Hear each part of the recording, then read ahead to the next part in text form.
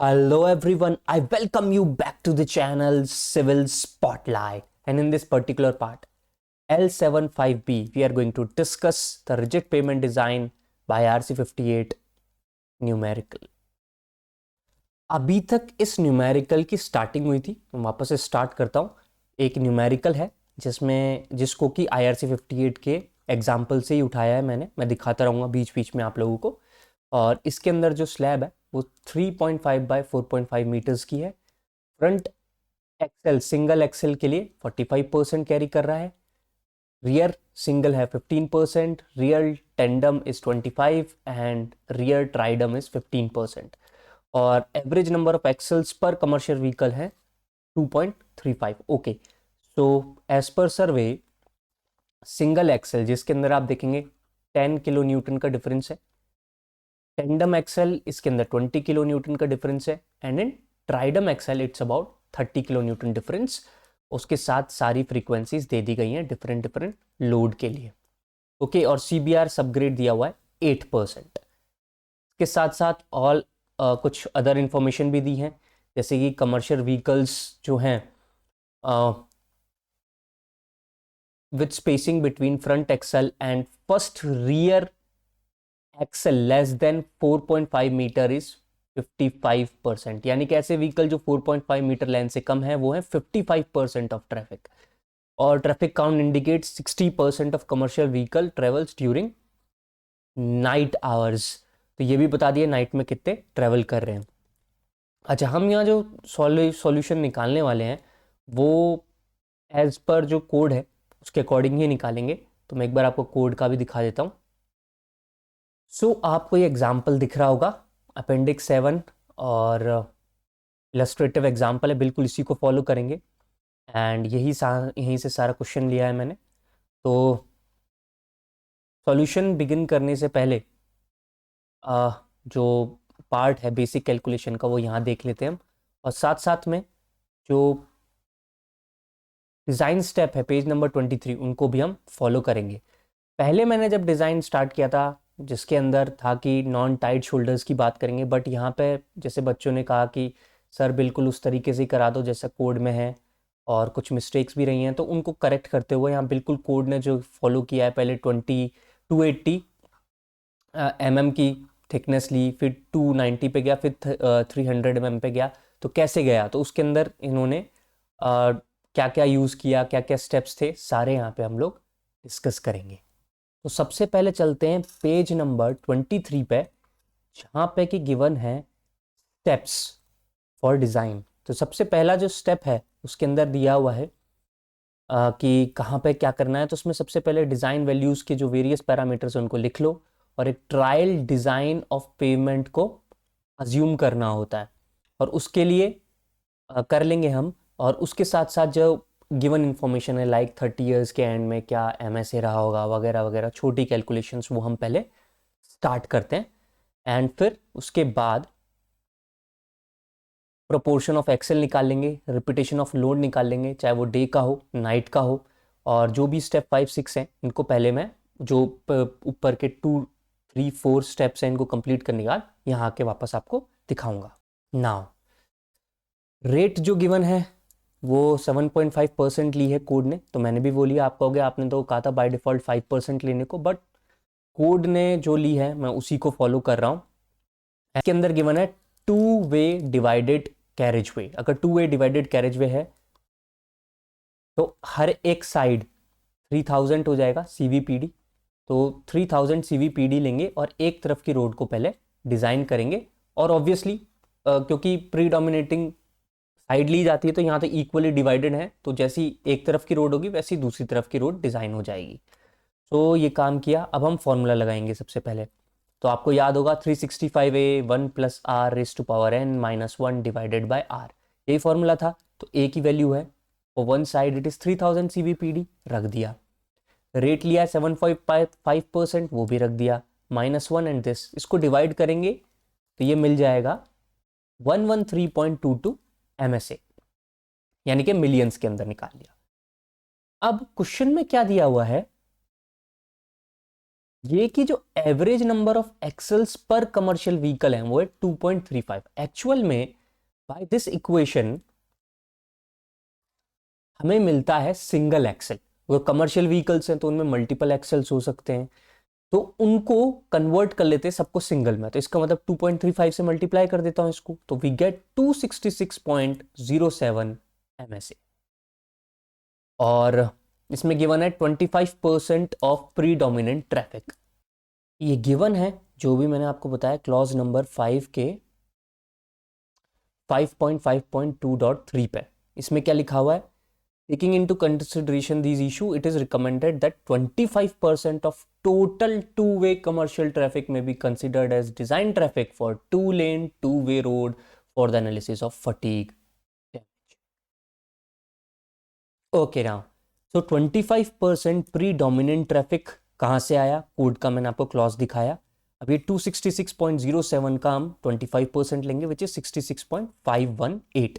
Okay now, अब हमको जैसे मैंने आपको स्टेप दिखाए थे उसमें कहा था डे और नाइट टाइम में इसको कन्वर्ट कर लेते हैं। ओके नाउ, अब ये देखना है कि नाइट टाइम और डे टाइम में क्या क्या प्रोपोर्शन है। नाइट में 60 है और डे टाइम में इट इज 40%। तो ये कहां से आया? ये क्वेश्चन में गिवन था, यहाँ पे ये दिया हुआ था ना, traffic count indicates that 60% of commercial vehicle travel during night. तो नाइट के हमको मिल गए MSA 39.910 और डे के अलग मिल जाएंगे 26.607। अब डिजाइन स्टेप पे चलते हैं वापस पेज नंबर 23 पे। Okay, now you can see step number 5 जो कि साफ साफ कह रहा है 6 आवर पीरियड के लिए फॉर मैक्सिमम टेम्परेचर डिफरेंशियल को कांस्टेंट अज्यूम करके 6 आवर्स के लिए आप निकालो, जो कि बॉटम अप क्रैकिंग के लिए चला जाएंगे। तो बिल्कुल वही काम हमने किया। एक काम करते हैं, पहले 6 आवर्स के लिए निकाल लेते हैं, बॉटम अप टॉप डाउन इनको देख लेंगे, अपन समझ लेंगे अच्छे से। तो इसको 6 आवर्स में और ब्रेक कर दें। ये 12 आवर्स का था, 50% ये आ गया। और डे टाइम है उसका भी 50% निकाल दो। So finally it turned out to be 13.303 MSA और for night time it is this thing. अब आपके क्वेश्चन आ रहा होगा दिमाग में कि इसमें टॉप डाउन क्रैकिंग कौन सी और बॉटम अप क्रैकिंग कौन सी। देखो, बॉटम अप क्रैकिंग के टाइम कुछ इस टाइप से उठ जाएगी, ओके, जो कि डे टाइम का कंसेप्ट हो गया।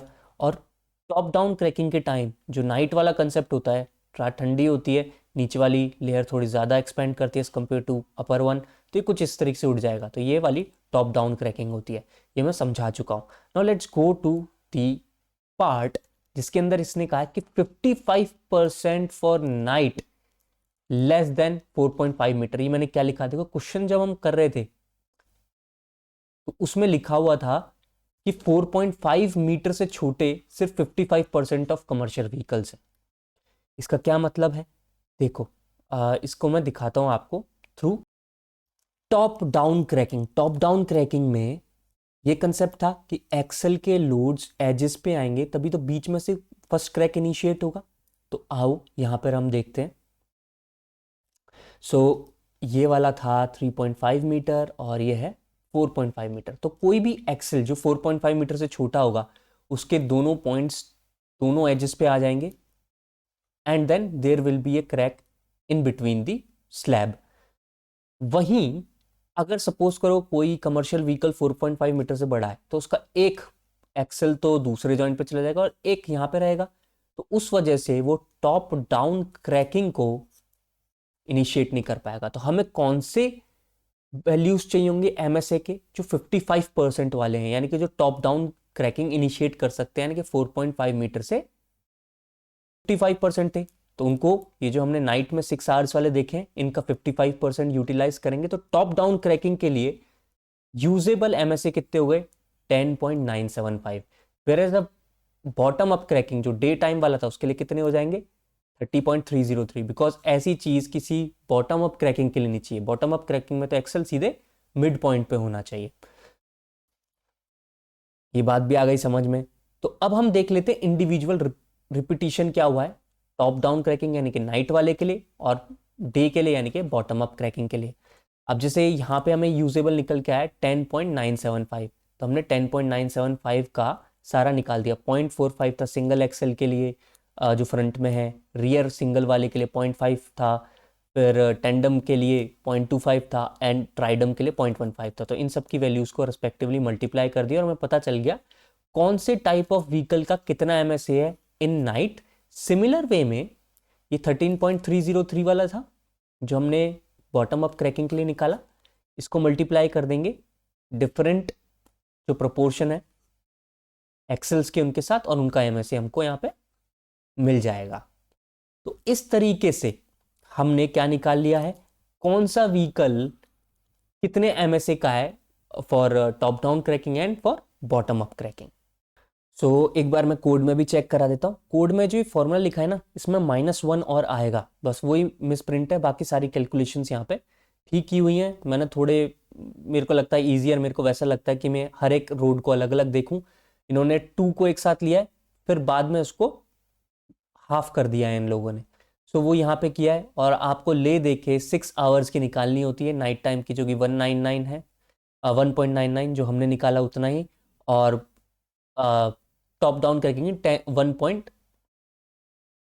10.975 एग्जैक्ट सेम आ रही है, और 13.303 बॉटम अप क्रैकिंग की आ रही है। मैंने यहाँ MSA में लिखा है, उन्होंने डायरेक्ट लिख दिया है।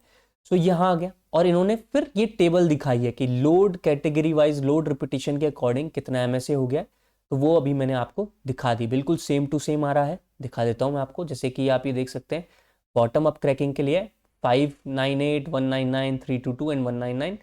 अगर हम इसको MSA में देखेंगे तो बिल्कुल सेम वैल्यूज आपको दिख जाएंगी। Let's move ahead. ये पोर्शन इन्होंने कंसिडर किया है और कोई कंफ्यूजन ना रहे तो मैं दिखा देता हूं। अभी आ गए बॉटम अप एनालिसिस और टॉप डाउन एनालिसिस को बिगिन करने के लिए हमें एक स्लैब की थिकनेस चाहिए और स्लैब की थिकनेस के साथ साथ कंक्रीट की प्रॉपर्टीज भी चाहिए। तो वो कौन कौन सी प्रॉपर्टीज इन्होंने कंसिडर की है, इन्होंने सबग्रेड का रिएक्शन ये लिया हुआ है, ई की वैल्यू ये ली है, म्यू ऑफ कंक्रीट ये लिया है, यूनिट वेट ऑफ कंक्रीट लिया, डिजाइन फ्लेक्सुरल स्ट्रेंथ लिए 4.95। अब आप सोच रहे होंगे ये 4.95 कहाँ से आ गई यार, तो देखो मैं दिखा देता हूँ। बेसिकली इन्होंने M50 कंसिडर किया है। अगर M50 को हम डालें फ्लेक्सुरल स्ट्रेंथ के लिए 0.7 अंडर रूट FCK में, तो वी गेट अबाउट 4.95। चलो ये भी समझ में आ गया। एक टेम्परेचर डिफरेंशियल देख लेते हैं, क्योंकि एक टेबल मैंने आपको छोड़ी थी, मैंने आपको बताया था कि मैं बताऊंगा ये क्या काम आती है। तो उस टेबल से पहले एक इंपॉर्टेंट इंफॉर्मेशन है, वो ये रही। अब ये इंफॉर्मेशन मैं कहाँ से निकाल के लाया, नाइट टाइम का डिफरेंशियल और डे टाइम का डिफरेंशियल। तो इसके लिए चलते हैं टेबल नंबर 1 में। टेबल नंबर 1 में रीजन के हिसाब से आपको मैक्सिमम टेम्परेचर डिफरेंशियल दिया हुआ है। तो अब मैक्सिमम टेम्परेचर डिफरेंशियल उठाओगे और उसको यूज करोगे, यही स्टेप्स में लिखा हुआ था, दिखा भी दूंगा अभी। तो यहाँ पे बिहार में जो है मैक्सिमम मान के चलो 16.8 के आसपास है। अगर आप 300 mm अज्यूम करते हो, अगर 250 के आसपास अज्यूम करोगे तो 16.6 चला जाएगा। तो लेट्स अज्यूम कि जो 250 से ऊपर है उसके लिए अपन 16.8 ले लेते हैं। अब हम चलते हैं नाइट टाइम वाले के लिए, तो उसके लिए हम स्टेप्स देखते हैं। एंड इन स्टेप नंबर 6 जो कि पेज नंबर 24 पे है, 23 के बाद जो है यहाँ पे, इसमें आप देखोगे अगर आपको मैक्सिमम नेगेटिव टेम्परेचर डिफरेंशियल निकालना है फॉर नाइट टाइम के लिए, तो क्या करोगे, जो डे टाइम का डिफरेंशियल था उसको डिवाइड बाय 2 कर देना और 5 उसमें ऐड कर देना। तो ये टॉप डाउन क्रैकिंग के लिए मैक्सिमम टेम्परेचर डिफरेंशियल मिल जाएगा। ये स्टेप नंबर 6 में गिवन है। स्टेप नंबर 6 को फॉलो करते हुए डे टाइम का टेम्परेचर डिफरेंशियल ये आ गया 11.8 एंड नाइट टाइम का आ गया, सिंपली जो कहा वो ऐड कर दिया 13.4 डिग्रीज। तो बिहार रीजन का maximum day time temperature and night time temperature ये रहा। सो लेट अस अज्यूम, सबसे पहले कोड ने भी 280 mm अज्यूम किया हुआ है, दिखाता हूं मैं आप लोगों को। ने सबसे पहला पेवमेंट का ऑप्शन लिया है, concrete pavement with tied concrete shoulders, और उसमें पहले अज्यूम किया है थिकनेस की वैल्यू 280 mm। तो यही काम हमने यहां पे लिख दिया है 280 mm विद टाइट शोल्डर्स। अब हम टेबल बनाएंगे कि बॉटम अप क्रैकिंग और टॉप डाउन क्रैकिंग की वजह से क्या हो रहा है। तो उस टेबल के अंदर कुछ सिंगल एक्सेल का इफेक्ट है, रियल टेंडम एक्सेल का इफेक्ट है, और टॉप डाउन क्रैकिंग में real single, rear tandem axle and rear tridem axle का इफेक्ट आएगा, और इन दोनों को जोड़ के देखेंगे। तो अभी मैं उसको स्टार्ट करके आपको दिखाता हूँ कैसे करना है। अब इसके अंदर हम क्या करेंगे, जो टाइड शोल्डर्स है ना उनके लिए चलेंगे अपेंडिक्स 4 में, एंड वहां पे कुछ ग्राफ हैं, उन ग्राफ के थ्रू हम कुछ वैल्यूज नोट करेंगे, फिर आगे डिजाइन वैल्यू के साथ कंपेयर करके देखते जाते हैं क्या होता है।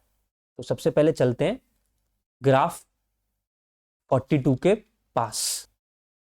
ग्राफ नंबर 42 देख रहे हो, stress due to single axle load of 80 kilo newton और temperature difference 17 degree centigrade.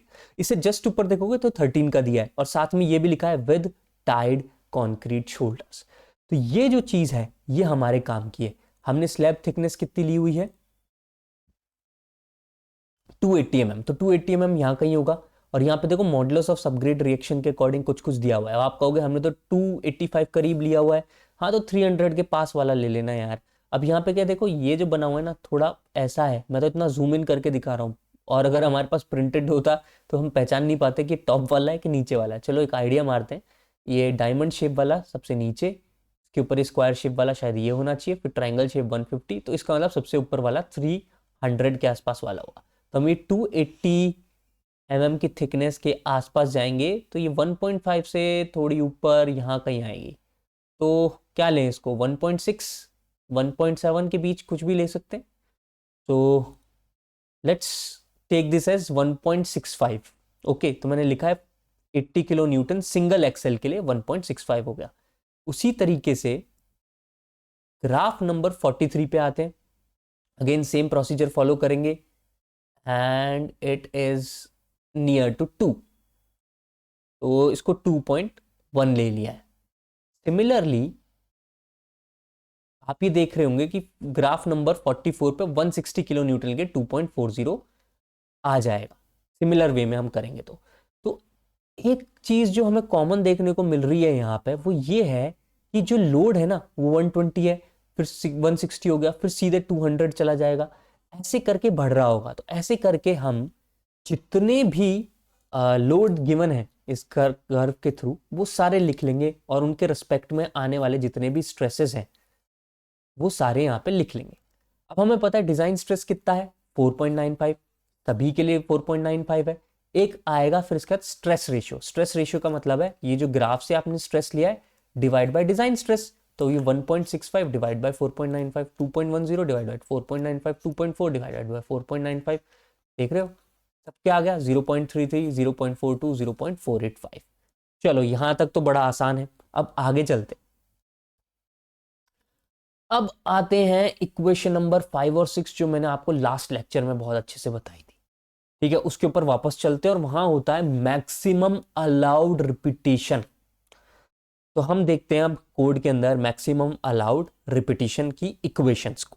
Now equation number 5 and 6, और इसके ऊपर लिखा हुआ है ये वाला पोर्शन, वो कह रहा है the ratio termed as stress ratio, जो मैंने आपको दिखाया applied shear stress as flexural strength जो भी है कंक्रीट की ले ली। अगर if this stress ratio is less than 0.45 तो इन्फिनाइट नंबर ऑफ रिपीटेशंस को आप मैक्सिमम मानोगे।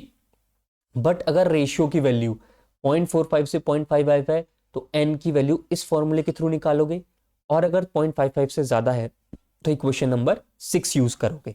तो अब आइए हम अपने देखते हैं यहाँ के अंदर कि हमारे पास एक बार तो 0.45 से दोनों कम है, तो इन दोनों की number of allowed repetition cycle हो गई इन्फिनाइट, लिख दी। बट ये वाला 0.485 है जो कि लाई कर जाएगा इस वाले में, तो इस फॉर्मूले के अंदर हम डालेंगे वैल्यू को 0.485 और n निकल के आएगा समथिंग लाइक 1732461। आई होप मैंने ये सब कुछ आपको एकदम क्लियर कर दिया होगा कि कहाँ से ये इक्वेशंस आ रही हैं नंबर ऑफ अलाउड तक। ठीक है, ये मैक्सिमम नंबर ऑफ अलाउड है किसी भी पर्टिकुलर स्ट्रेस के अकॉर्डिंग। तो हमें ये सोचना है कि रियल में कितनी आ रही होंगी रिपीटेशंस, ये तो मैक्सिमम अलाउड है। तो एक्सपेक्टेड निकालने के लिए हम यूज करेंगे जो भी हमारी वैल्यूज हैं उनको। आओ देखो कैसे।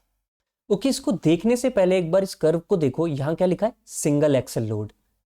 ठीक है, ये जितना भी मैंने अभी आपको डेटा दिखाया इन कर्व के through that is for single axle load with tied concrete shoulder. तो इसके मतलब ये है कि क्या सर सिंगल एक्सल लोड के बाद एक बार ऐसे ट्राइडम एक्सल भी होगा, वो दिखा सकते हैं? मैं कहूँगा बिल्कुल है, वो दिखा देता हूँ मैं आपको। जैसे नीचे ये देखो टेंडम एक्सेल लिखा हुआ दिख रहा है अब आपको इन सब के नीचे, तो ग्राफ में सिंगल एक्सेल, टेंडम एक्सेल, इन सब की वैल्यूज दे रखी है।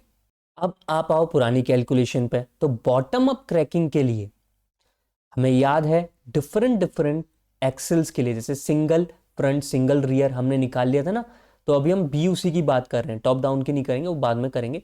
तो वहां पे कितना था सिंगल एक्सेल के लिए? 1.995 MSA।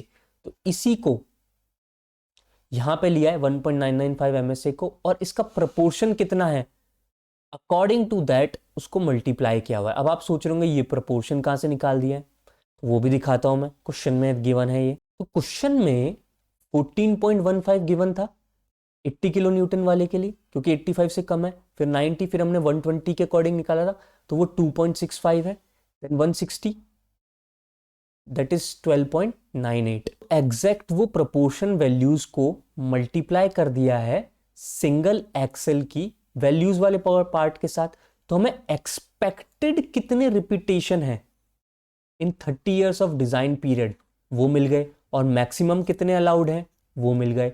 तो अब हम इन दोनों का रेशियो ले लेते हैं, small n by capital N, यानी कि कितने एक्सपेक्टेड अलाउड हैं और मैक्सिमम, सॉरी कितने एक्सपेक्टेड आए डिवाइडेड बाय मैक्सिमम अलाउड। तो इसकी एक अलग से बनाते हैं और यहां रख दिया। देखो इन डिवाइड बाय इनफिनाइट इज 0, और इनको करेंगे तो कुछ आ जाएगा डेसिमल में। तो ये बॉटम अप क्रैकिंग वाले पोर्शन का था सिंगल एक्सेल के लिए, एक एग्जांपल मैंने आपको देने की कोशिश की।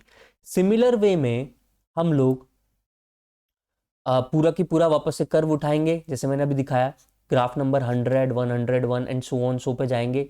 डिफरेंट डिफरेंट लोड के लिए सारी वैल्यूज लिखेंगे। अगेन यहाँ पे आएंगे, जो भी टेंडम एक्सेल है उसके अकॉर्डिंग वैल्यूज डालेंगे, एंड वापस से इनका रेशियो लेंगे। ये जो रेशियोज होते हैं ना, ये जो आ रहे निकल के, इन सबको हम एंड में ऐड कर देते हैं। ऐड करने के बाद जो इफेक्ट निकलता है सिंगल एक्सेल का प्लस टेंडम एक्सेल का, फॉर व्हाट?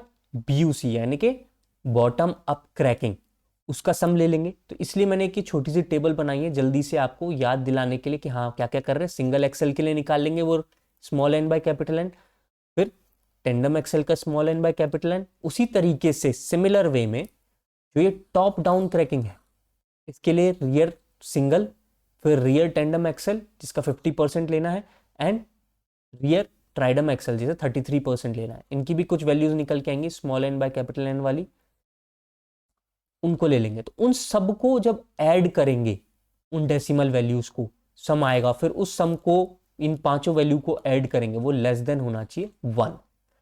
यानी cumulative fatigue damage of bottom up cracking and top down cracking should be less than equals to 1। तो वो थिकनेस जो है एक्सेप्ट हो जाएगी। अब आपके दिमाग में आ रहा होगा ठीक है बहुत बढ़िया सब समझ में आया, बट यार पीयूष इसमें तो सीधे देख रहे हो 80 के बाद 120 है, जबकि हमारे क्वेश्चन में तो हमें 80 फिर 90 फिर 100 वो सब दिया हुआ था, और आप फिर कैसे करोगे? देखो इसके लिए पहले तो था हैंड वाला फॉर्मूला, ताकि आपको समझ में आए कंसेप्चुअली हम कर क्या रहे हैं। अब कोड ने क्या किया है वो मैं आपको दिखाता हूं। अब कोड ने, आप देख रहे हो cumulative fatigue damage bottom up cracking का, देख रहे हो आप कोड में ये बॉटम अप क्रैकिंग का दिया हुआ है फटीग डैमेज, और इसके अंदर हर एक टाइप के लोड के लिए गिवन है। आप कहोगे ये तो कर्व से नहीं आ सकता, मैं कहूंगा बिल्कुल सही, ये कर्व से आया भी नहीं है। तो ये कहां से आया है और इसको कैसे निकालेंगे, इसके लिए कोड में दी हुई है इक्वेशंस। इंडेक्स 5 के अंदर अगर आप नीचे आएंगे तो यहाँ विद टाइड कॉन्क्रीट है, के की वैल्यू इससे कम हुई तो ये लेना है ना, के की वैल्यू 80 to 150 है तो ये करना है। स्ट्रेस मतलब स्ट्रेस की वैल्यू, जो स्ट्रेस निकाल रहे थे ना अपन डायरेक्टली कर्व से कि 1.2 है नहीं, ये 1.6 है या 2 है, वो वाली values for bottom up cracking ये रहा। तो इन्होंने वैल्यू सीधे फॉर्मूले के तौर पे दे दी है। अब ऐसा करने से हम किसी भी पर्टिकुलर सिचुएशन के लिए निकाल सकते हैं। Now we are not dependent on, you can say the graphs. Graph हाथ से कर रहे हो समझाने के लिए था। जिस तरीके से इन्होंने यहां लिखा है bottom up cracking of slab, उसी वे में इन्होंने टॉप डाउन क्रैकिंग के लिए भी अलग से इक्वेशंस दे रखी हैं। अब इन इक्वेशंस को फीड करके एक्सेल शीट में हम निकाल सकते हैं। तो ये वाली सारी जो भी इक्वेशंस आई हैं, इक्वेशंस के थ्रू वैल्यूज आई हैं, ये एक्सेल शीट के थ्रू है। अब आप सोच रहे होंगे यार ये कोई एक्सेल शीट मिल जाती तो अच्छा था। तो आप लोगों के लिए ये वाली शीट्स जो ये पर्टिकुलर क्वेश्चन है IRC58 की मैंने डाउनलोड कर रखी है, ताकि हम एक्सेल शीट के इनपुट भी देख सकें। जो बिल्कुल मैंने वहां किया है ना, सारा की सारा यहाँ एक्सेल शीट में सारा डेटा फीडेड है और ये प्रॉपरली वेल लिंक्ड है। और अब आपको मैं स्ट्रेस रेशियो दिखा देता हूँ ताकि आपको समझ में आए कि क्या किया इन्होंने। फॉर एग्जाम्पल ये बॉटम अप क्रैकिंग की बात हो रही है यहाँ पे, डे टाइम 6 आवर्स के लिए पॉजिटिव डिफरेंशियल। अब यहाँ पे ये जो लगा हुआ है ना स्ट्रेस रेशियो, ये काफ़ी वेरी कर रहा होगा, आप देख रहे हैं। तो ये किस किस के लिए है, यहाँ पे देखो एवरेज डाला हुआ है ना, वो 85 to 95 दिए हुए थे ना एक्सेल्स को, तो उनका एवरेज करके डाल दिया 80 90 100 110 सब कुछ दिया हुआ है। तो 80 वाले को पकड़ते हैं, उसका है 1.614। तो देखो इसका फॉर्मूला देखो, इफ वो इससे कम है 80 से तो ये कर देना। फिर इसमें लिखा होगा इफ एल्स, पूरा जो फॉर्मूला था मैंने आपको दिखाया ना, यहाँ पे ये देखो 80 से कम हो या फिर उस 150 से कम हो और 80 से ज़्यादा हो तो ये कर देना, नहीं तो एल्स जो तीसरा है वो निकाल देना। तो वहाँ से ये सारे फॉर्मूले डल के यहाँ आ गए स्ट्रेसेस। और डिज़ाइन स्ट्रेस क्या है वो आपको पता ही है 4.95, तो उसको रख दिया, उससे डायरेक्ट इन्होंने रेशियो ले लिया। रेशियो ले लिया, यहाँ आ गई एक्सेल शीट में, बिल्कुल सेम टू सेम काम किया। अलाउएबल रिपीटेशन के लिए फॉर्मूला डाल दिया फिर से, ठीक है, जो पहले था हमारे पास मैंने दिखाया कोड में, और इन दोनों का रेशियो ले लिया। अब इन दोनों का रेशियो ले लिया तो कहीं तो जीरो आएगा और कहीं पे होंगे तो ये वैल्यूज आ जाएंगी डेसिमल में। अब आपको शायद बहुत अच्छे से ये दिखने लग जाएगा कि हुआ क्या है। तो ये बॉटम अप क्रैकिंग के अंदर रियर सिंगल एक्सेल और रियर टेंडम एक्सेल को लेंगे हम, मैंने बार बार बोला, ठीक है। वहीं टॉप डाउन क्रैकिंग में रियर, रियर टेंडम और रियर ट्राइडम सबको लेंगे और इन सबका जो फटीग डैमेज है वो आ जाएगा। अब देखो ये जो टॉप डाउन क्रैकिंग है, ट्राइडम का फटीग डैमेज आया, इन सबको जोड़ देंगे। देखो ये कॉलम मैंने कहा था ना, ये सब ऐड कर देना, इन सबको ऐड करोगे 0.36 आया। सिमिलरली टेंडम का ऐड करा 0.45 आया।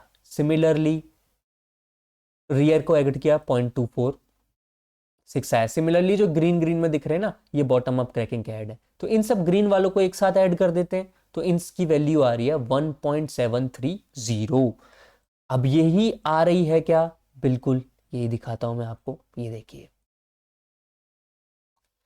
तो इन्होंने 280 mm माना था, सब जोड़ोगे 1.731 आ रही है, विच इज ग्रेटर देन 1। तो इसका मतलब हमारी जो थिकनेस थी वो गलत हो गई। तो अब क्या करेंगे, थिकनेस को 10 mm से बढ़ा देते हैं, तो इनका आया 0.527। ओके, तो एक्सेल शीट में हम क्या करते हैं, जो थिकनेस हमने अज्यूम की है ना उसको चेंज करके दिखा देता हूं मैं आपको, सिंपल।